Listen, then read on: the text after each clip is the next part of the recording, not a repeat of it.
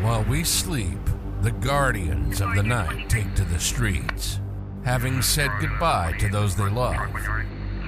Each other knowing they may never say these words again, they face the evil that we run from. They dedicate their lives to those that would hate them because they wear the badge. They wear the badge not for the glory or recognition, but because they were born to honor the thin blue line. This is the LEO First Podcast. We'll talk to the men and women in law enforcement, those that have retired, and anyone who's impacted by law enforcement. We'll peel back the curtain, and you'll get the real stories. The good, the bad, and the ugly. Every law enforcement officer has a story to tell. Get ready to hear from the men and women who put their lives on the line every day for their communities and their country. Welcome to the LEO First Podcast. Now, here's your host, Michael Laidler.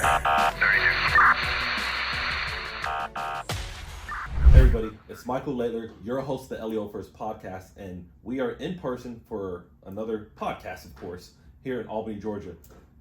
There's really no introduction that is needed for this man sitting next to me, but this is Michael Persley, Chief of the Albany Police Department in Georgia. And if you don't remember, I had him on my podcast maybe, 2 years ago? Yeah, about 2023, give or take. Yeah. And if you want a lot of insights of what was going on back then and some of the things that he was into back then, go check it out. You can find it on my YouTube page. You can find it on Spotify. You can find it on Apple Podcasts. Pretty much any streaming platform you like. But today, our podcast is going to be a little bit more shorter than what I'm used to. But you know, whenever you have Mike Persley on the video or the audio, however you listen to it, you know you're about to get some real good, actionable data that you can use in your everyday life. Because one thing I told Mike when I met him a couple of years ago is that we need to coin him the chief whisperer. Yeah, and all he did was that. He was like, "Really?" I said, "This is what I don't know. I just come up with this random stuff." I said, "Because you sit here, you mentor all these new chiefs in the state of Georgia. Hey, use this as being more helpful." So that's just kind of jokes that we have and stuff like that. But like I said, no instructions needed for him. If you want to go check him out, anything about his military, anytime all his 30 years in law enforcement, go do that. But we don't want to delay. Mike, what do you want to talk about today? Ooh, let's talk about the future. All right, come on. Let's do it. The future. You know, one of the challenges about leaders is, especially when the 21st century, rolling from the late 90s into the early 2000s, you had to be a critical thinker. You know, you got to kind of jump out there. Well, we really see it now. Anybody who's been in policing for the past 5 years, we've gone through several things from a pandemic. It's been that long. It's been that long. Yes, it has. And wow. It seems like it was just yesterday. Pandemic, calls for social justice, reform, crime spiking out of the wazoo, global challenges at your doorstep in small town USA. So we have to be ready for what the future is going to bring. And that's the biggest challenge to leaders now. It's not going to be like the way it was. We're not going back to the past. So you're saying we can't get into a time machine and reset? We cannot. We've got to have some people turn off this podcast because they all believe we can go back to the past. Well, they need to turn it right back on because the way technology is growing today, I mean, there are things that we're thinking that's hot and it's the fad right now. It'll be outdated in like 3 years. Just when, there are agencies that's just getting their money right to buy a product or to start a new program, and once they get started good, somebody else comes out with something even better. And guess what? They just signed a 5-year contract. And it's like, but you gotta wait it out. With that, let's because I don't think, because I know when I started off back in 2005, and I'm sure you can attest to when you started, we always used to look at technology and like, why are we operating on old technology? But explain that part of procurement, because I just want kind of people to understand, because some people see your role or a sheriff's role or a warden's role, they're like, oh, you got all this old stuff, why are we wasting our money? But tell them why it happens that way. Well, for one thing, it can be a cost part of it. And, people will buy technology but we really don't buy the subscription part, the warranty of it. So you get a piece of technology and you kind of stuck with it, and it's like, it's too expensive to buy new stuff, so let's just kind of piecemeal what we have, because if we'd have bought the subscription, the warranty, we would have gotten some updates along the way. Well, you're not really thinking about that as much, because I think some people are just used to, once this thing is built, this piece of equipment, it will last. So, you get these lifetime warranties. What is a lifetime warranty when it comes to equipment? Okay. And what people don't understand, this stuff costs money. I think that's what that's what I didn't. I mean, when I started off, I didn't know. I just thought things came free. Nah, it costs money, and for most municipalities, I want people to understand, if you want the newest and latest and greatest stuff, that means that the monies from your city council, city commission, they have to tell, hey, we'll have to put in the budget, we need to allocate X number of dollars. Right. Well, where are these dollars coming from? They're not coming from grants. They're not coming from donations from private donors. They're coming from taxpayers. It's whatever's in the pot right now. Whatever's in the pot. So if we don't have enough in the pot, you got to stick with what you got and make it work until either A, you can get the funding for it, or B, I don't know, work some kind of deal to where, hey, let me trade in this Hachitachi 5000 for the premier, 20, Samsung or something, something like that. We may have to do that. So with that, and one of the things I talked about in Alabama last month was change, especially leadership change. Yeah. As people are coming through the ranks, and as we both know, you and I will be retired at some point, and somebody still has to hold the fort down. Yeah. As the leader prepares to become a chief deputy, a sheriff, a major, like, what are some things that you wish you would have known coming up through the ranks, especially when it comes to like maybe the money and the technology side, that now you're in a chief, you're like, gosh, I wish I would have known this, and it would have prepared me a lot quicker. I wish I would have learned more of the administrative side of it. The budget, the evaluations, and not just doing the evaluations, but honestly, how do you effectively do an evaluation to where you can objectively rate someone, instead of what did Michael do the past 2 weeks? Okay, all right, he did something good, so I'm gonna rate him good for the whole year. Now, wish would have learned that better.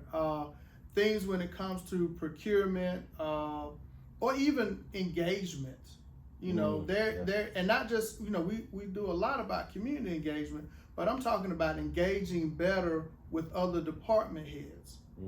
Because when you come into the seat, you may think, well, I know how I want to do it, and this is what I'll do. I have in my first 100 days, this is what I'm gonna do. Yeah. Listen, if you don't know who these other department heads are, if you don't know what the priorities of the city are, and public safety is normally at the top, but what if it's number 2? What if Parks and Recs is over public safety? Instead of fighting against them, you may need to go find out, well, what is Parks and Recs doing? Or how can I be a part of that? Learn more of the administrative side, do more engagement, learning who the superintendents, the deputy directors are, just as much as you need to know who the department heads are, the directors. Those are things I want to learn more, because when a crisis comes, you never know who you may have to call for assistance within your own city, because you're not in a silo. You're not. You told me earlier, you said, there's 7 types of law enforcement just in Albany alone. From local to state, and where even federal, there are 7 variations of law enforcement right here in little old Albany. You guys aren't that small. So staying on the leadership and engagement and learning about the budgeting and department heads, how or what kind of experience have you had in departmental retreats? So it has mainly been you learn more about collaboration.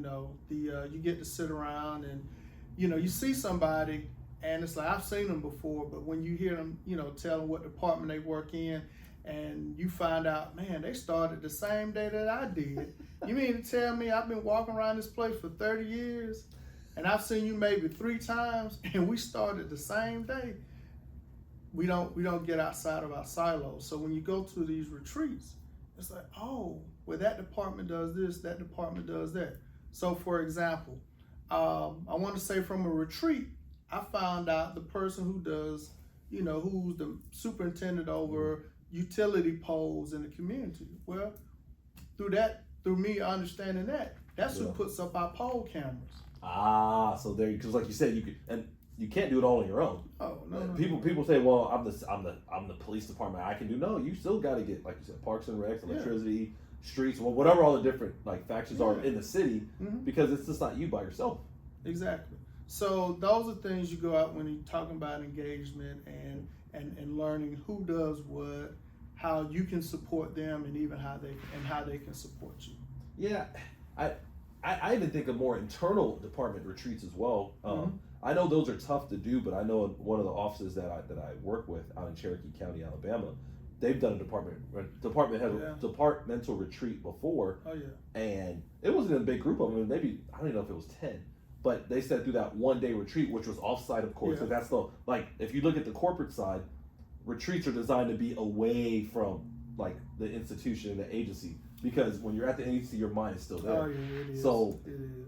What I learned from that was, like you said, maybe the collaboration, the mindsets, and just meeting people at a different level on the human side. Now, when you do an interdepartmental retreat, which I've done a couple of those, I would tell you this: as the chief or the sheriff, be prepared. Especially if it's put out the disclaimer from the get-go is, Vegas rules in effect. Okay, be prepared for what you may hear. But that's people. It's like we're in a conflict-based industry. It's what it is. If you're a first responder, police, corrections, EMS, firefighter, a nurse, you're in a area where conflict is given. So when it comes to our own internal conflict, it's going to happen because you have different views. So that makes sense. Like you should expect that. You should, but then you don't want to have your feelings hurt in front of everybody. Oh, and so now you the chief, and somebody says something, and what they may have said potentially is the truth, and it's like you gotta have some thick skin going into it. You have to, because if you set yourself up for that, you got to be ready what comes with that. You have to, and it teaches you not to tiptoe around subjects in between these retreats. If it's something out there that needs to be addressed, listen, you got to have the courage to go out and address it, because if not, it'll come back up at a retreat, and then you can't get in your feelings, because sometimes people just need to get those things cleared up before we can actually get to the work at hand. I mean, growing up, think about it. We would have disputes, especially with our cousins or our siblings and stuff like that, and we could fight at lunch, and by dinner we're playing again. Yeah. And that's how it has to be, kind of, especially, law enforcement, it's fine to have disagreements, especially in leadership ranks. It's just, you just got to kind of be ready for... You got to be ready, for what's coming, so... Yeah. Someone needs to go do a huddle one day. Just take everybody out into bring your staff, not, your immediate staff, and just say, hey, we're going to have a huddle. And stand out here in this huddle. All right, listen, whatever we say here, it stays right here. Yeah. And just go around and let everybody say what they got to say. It's like, okay, fine, you said it. We're going to address what we can. But once we leave this huddle break, we're going to go, and you may need that sometime. You may need it. Not me. You do need that. Mike, I will tell you. But that's how you get the honest side of people. You do. Because you want them to be genuine with you. You don't want, because what ends up happening, if you don't do that and they go talk behind your back, now you're mad about that. And it comes back at your level. The higher you go, people are like, oh, that person, it always comes back. Like, somebody's going to leak information to you, like, hey, you know what Later said about Persley? You know what he said about the chief right now? So it's better just to get it out there so there's not miscommunication. Because the worst phrase you can hear after something has occurred, somebody's upset about something, well, the chief said or the sheriff said, and you're like, when did I say that? I don't remember. You don't remember you said? No, I don't. I don't remember that. It might be just, a lot of times it's a misinterpretation of what you said. Oh, yeah. You said one thing, but their ears heard another. Heard another thing, and that's why you have to be careful with what you say, because you said everything that you say, people, hey, that is it. That's the gospel is written in stone. So that's a part about leaders. When you talk about the communication, that's another part. If I, how could I have gotten better in my written and verbal communication skills? Yeah, that's important. Especially as a leader. And definitely. So those are those small things, because you can make as many arrests, you can, do all the great cases. You was the best traffic officer ever. That's good, but those really don't help you as much when you're sitting behind the desk and you're making decisions every single day, and you're just you're coming out of one crisis and preparing to go into the next one. And then you're reading all the reports that are coming from it. And then 9 times out of 10, being a chief or the higher you go, it's your name that ends up being the last one on there.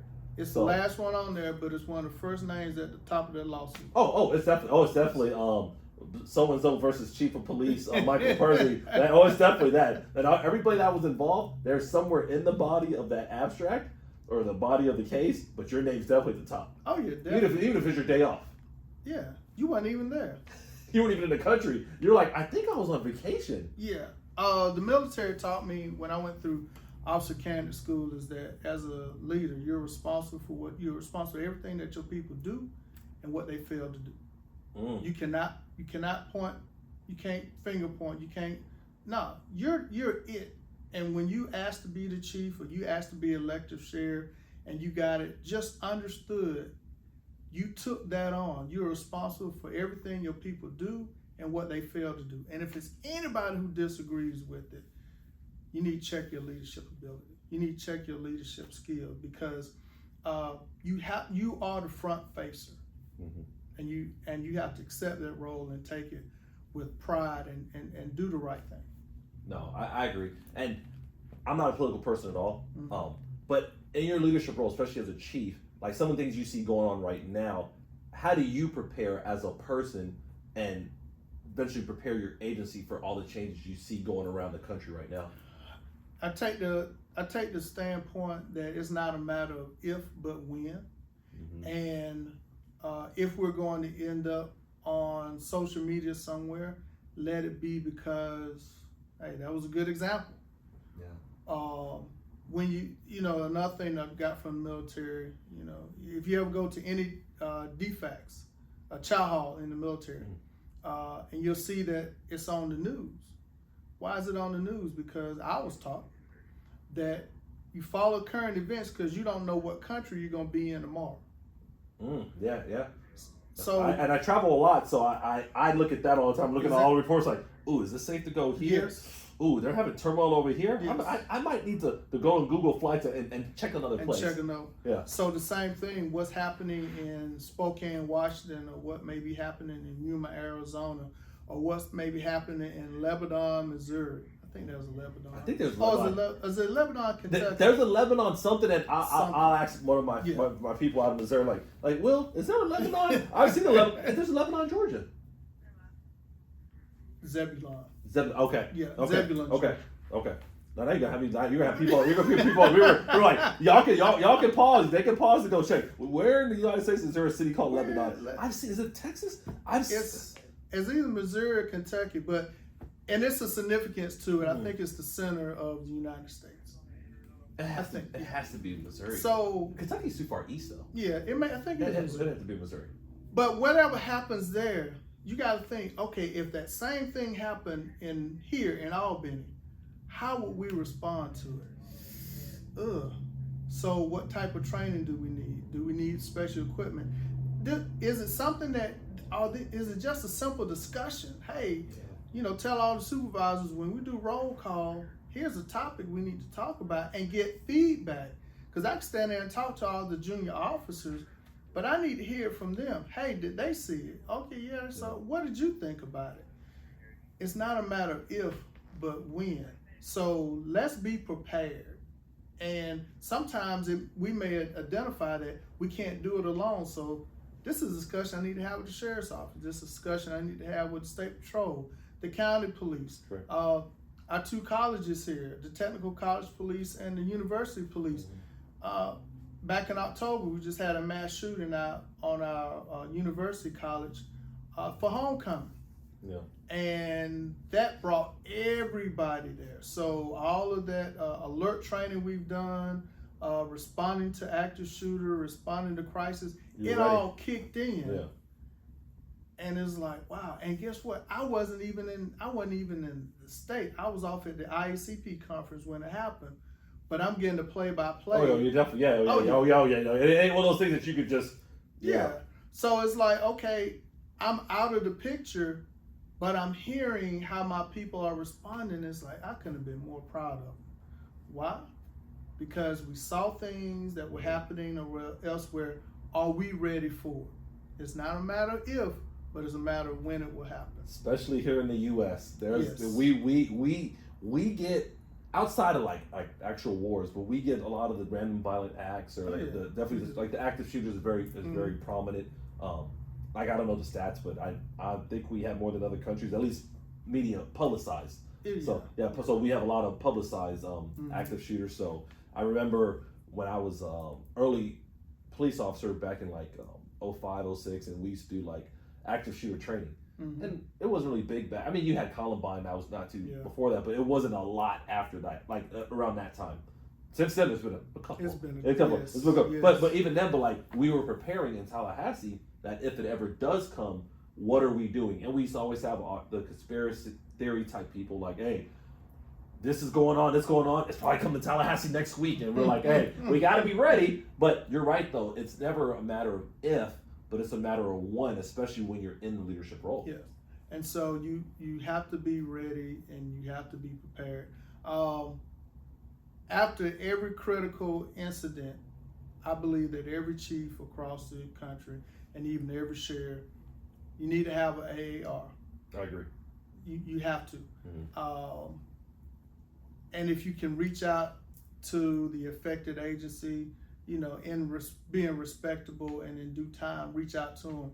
If you get to sit there and listen to after action reports that they've done over these critical events, go to those, pay attention to it, jot down some lessons learned, come back and share it with your people. Don't just keep it in a notebook somewhere. Share it with your people because they need it. Because you're going to be out of town at some point, out of country, out of pocket. Or maybe you just retired and you want your people you want them to succeed. You do, and you have to, look forward facing. You can be my deputy chief, and I can groom you and tell you every single thing that however long you sit up under me, I can give you every single thing. But the day that you sit in my seat and I'm gone, something's probably going to happen that didn't happen that entire time. We never even talked about it. And there's no use in calling me because I don't know what to tell you. I hadn't faced that myself. So everyone needs to think about the next 10 to 15 years. The people who will be on your police force who will in the next 10 to 15 years are between the ages of 10 and 15 now. You have the newer patrol officers. Think about that. And my son falls in that window. I mean, in 10, 15 years. He'll be in the workforce. 10 years he'll be at home. He'll be workforce. He'll be in there. Your junior officers, your first line supervisors, potentially will be your captains, majors, and even chiefs in the next 10 to 15 years. Are they ready? And not even, and obviously, if you're talking about just your agency, they may not get to chief, but you got officers right now that can go to some very small department somewhere in this country. Somewhere. And they can be a chief of police right now. Exactly, they can. So, or even a sheriff. And most of them, hey, you become, say you came from a big department, you go to a sheriff's office, and you know a lot, or you have good connections, influence. That's great. So it's not as much as the department preparing you as you're preparing yourself. The day that you pin on that rank, whether it's sergeant, that's not the day you start learning to be a sergeant. Correct. You've shown that prior to. The day that you put on the title of being chief, that's not the day that you start. You should have been preparing. You should have been preparing. So for everyone who's listening, let me say this. It's not the responsibility of the agency to get you prepared. The agency gives you opportunities. Mm-hmm. I would say it is 70% your responsibility to make sure you go out and you prepare yourself. You have to. And there's opportunities everywhere. And there are. Now, you get in there, 30% is on the agency to say, okay, well, once we promote you to sergeant, then we'll send you to some type of leadership training. Some yeah. leadership training. That's the small part. But you have to do your other part. Mm-hmm. Can I give a shout out to somebody? Of course. Dave Anderson wrote a book, Becoming a Leader of Character. Yeah. Did I order the book yet? If not, Dave, I'm sorry. I will tell you. I meant to order. I think he called me when I was out of town. That's why. Dave, I'll give him a copy. I'm gonna text him like, hey, you better listen to this part of the podcast. We talked about you, Dave, so don't be bucking on us. Dave is coming to a town near you soon. But he talks about the 6 habits of making of having good character. What makes a good leader, and his character. Mm-hmm. There are things you have to do on your own to prepare you for what lies ahead. Not how it used to be. We're not going back to that. We hit that early. We ain't going back. We're not going back. Even if you want to, you ain't going back. You cannot go back. But we're all going forward.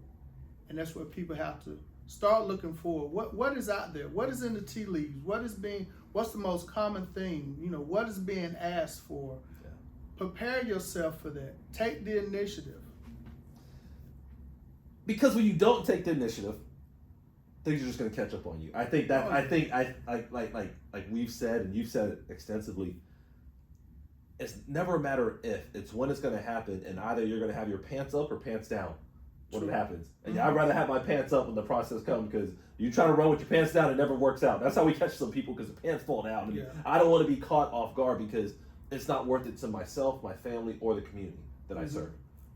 So with that said, like I told people, we're going to be a modified. Obviously, you know what? You and I can go for we can be here for 6-7 hours talking, and we got the lights will be shutting off, and people will be looking crazy. If people are looking to find you, Michael Persley, what are some avenues they can find you in today? Well, right here at the Albany Police Department.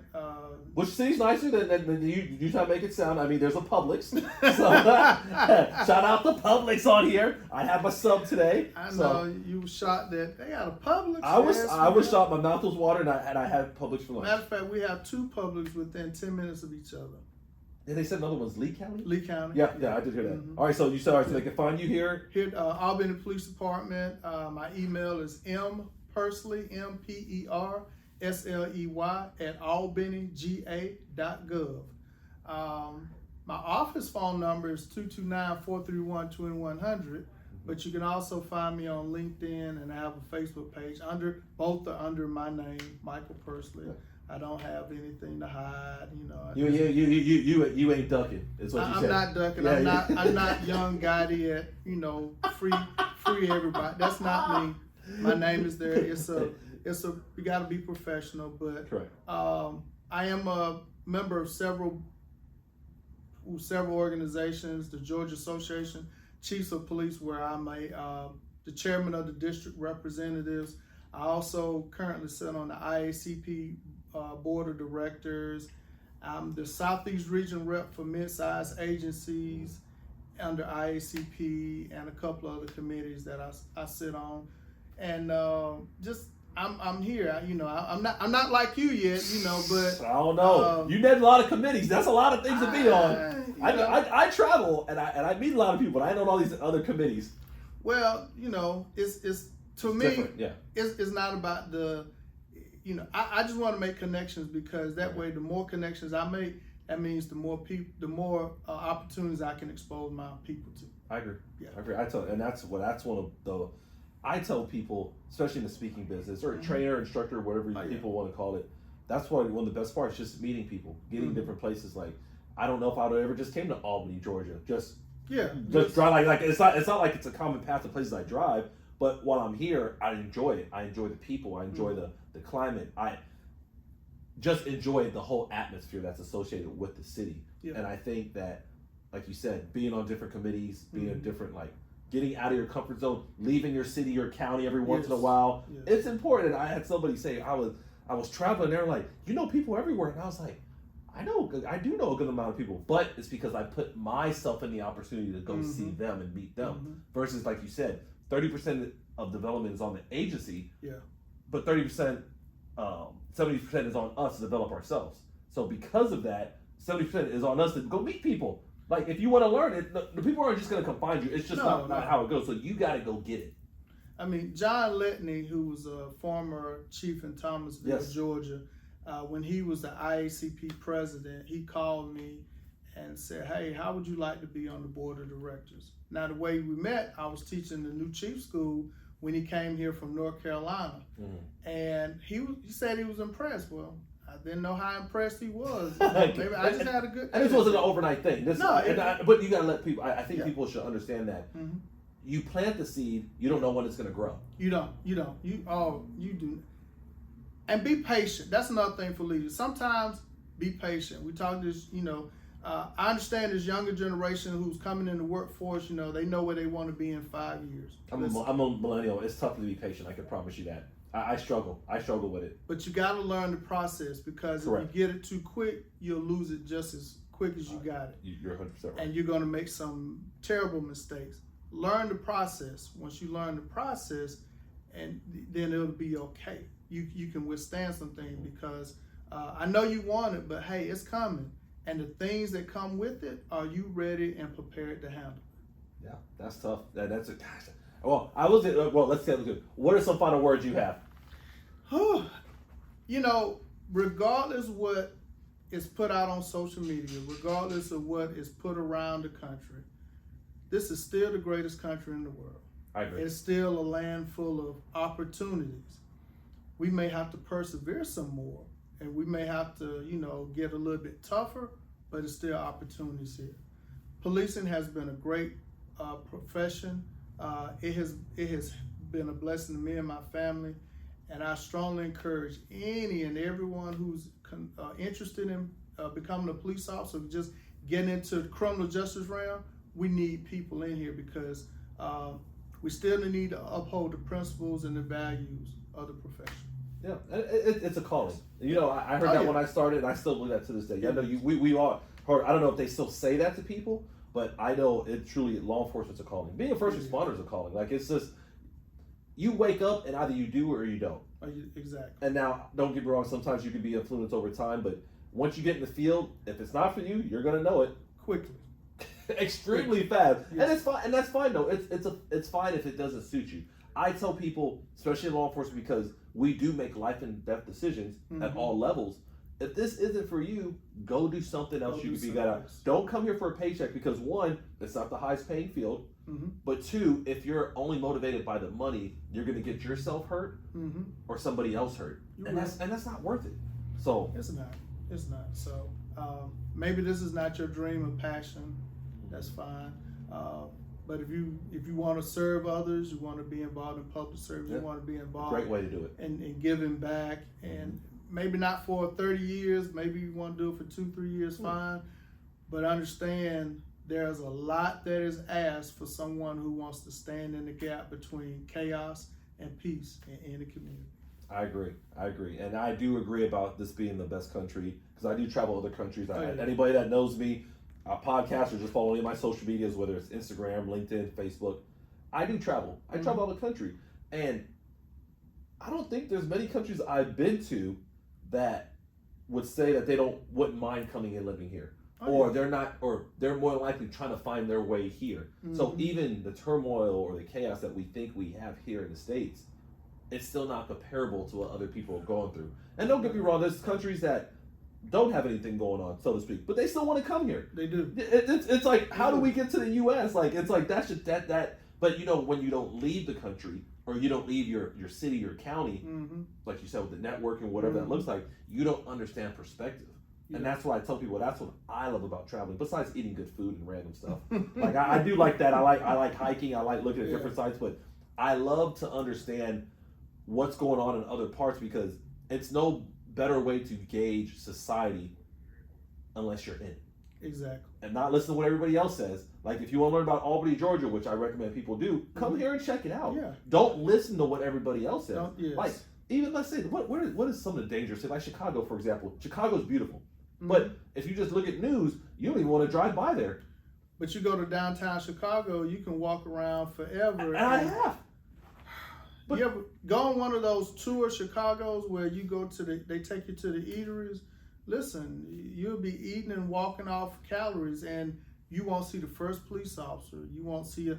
And that's how a lot of places are. Correct. They get a bad rap, but once you go see it for yourself, it's like, man, this is all right. This wasn't what everybody said it was. Exactly. So great perspective, great ideas. I know when people listen to this and they eventually watch it on YouTube, they're going to really enjoy it. Obviously, I always appreciate your time. Well, I know we always have great conversations, very intuitive and very forth thinking, and I know I always appreciate it because I always learn something. But for the sake of time and the sake of the viewers and me trying to keep it within that time frame, I'm just gonna say anybody that hasn't, make sure they check you out. Make sure that they follow you on Facebook, LinkedIn. Hit you up on email because I know you are receptive. You are responsive, so you're not one of the chiefs that say I'm gonna respond and you don't look back until 3 weeks and you're like, did I email you? I think you emailed me like 3 weeks ago, 3 years. I don't know. So I know that's good because obviously you have that level of leadership within you, and then you push it around to others. So for those that are watching, thank you for watching. Make sure you hit that like, subscribe, and notification button, and make sure you're following me on all the platforms. Make sure you're keeping up because we always have amazing guests like Mike Persley on here, and the insights that you get from active law enforcement officers making active decisions is second to none. Thank you. Everybody have a good day, and as usual, be safe. You've been listening to the LEO First Podcast. Michael has been in law enforcement since 2005. He's worked for 3 law enforcement agencies in 3 different states. He's a professional speaker who travels the country teaching about leadership development and self-awareness. And he's the author of a book called Greatness Beyond the Badge: The 3 Key Principles for Self-Awareness. It's Michael's passion to bring law enforcement members' stories to the front, so you get the real and raw take. We hope you've enjoyed the show. Make sure to like, rate, and review. And we'll be back soon. But in the meantime, hook up with Michael on YouTube, Instagram, and LinkedIn at Michael Laidler, on Twitter at Michael A. Laidler, on Facebook at Michael Laidler Leadership. Send an email to michael@michaellaidler.com and hit the website at michaellaidler.com. See you next time on the LEO First Podcast.